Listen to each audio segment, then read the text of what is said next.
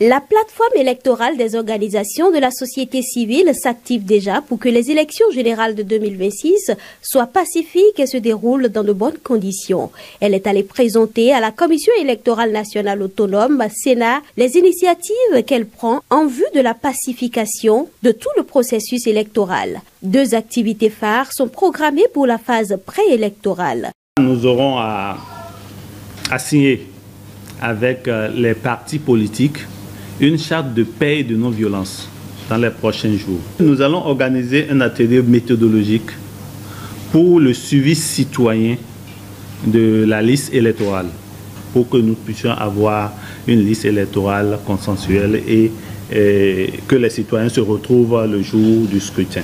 Pour leurs actions post-électorales, les acteurs de la société civile comptent innover avec le suivi de la gouvernance des élus.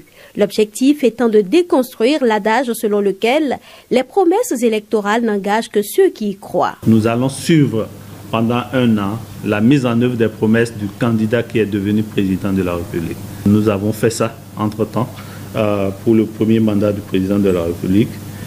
Et l'innovation ici, c'est le députomètre.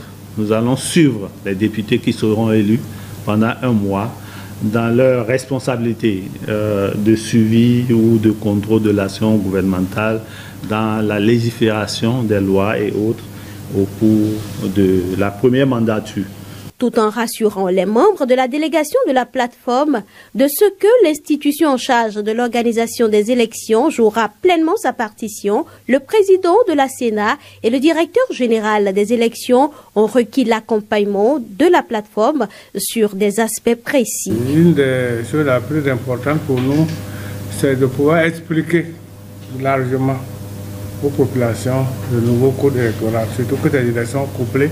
Vous allez expliquer à la population que ces élections couplées, il y a 2 urnes, avec des bulletins différents. Comment faire pour ne pas se tromper d'urne?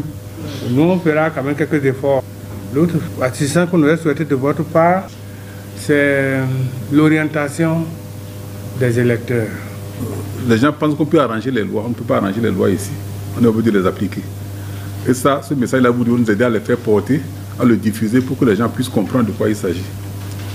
Deuxièmement, je voudrais vous informer qu'au niveau de la Sénat, nous sommes en train de mettre en place une classe virtuelle pour l'apprentissage du processus électoral et du code électoral.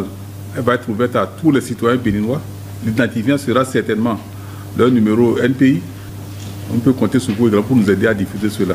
À son tour, la représentante de la présidente de la plateforme électorale des organisations de la société civile a plaidé pour la prise en compte des personnes handicapées à toutes les étapes du processus électoral. Je vous souhaiterais également que vous n'oubliez pas les personnes handicapées.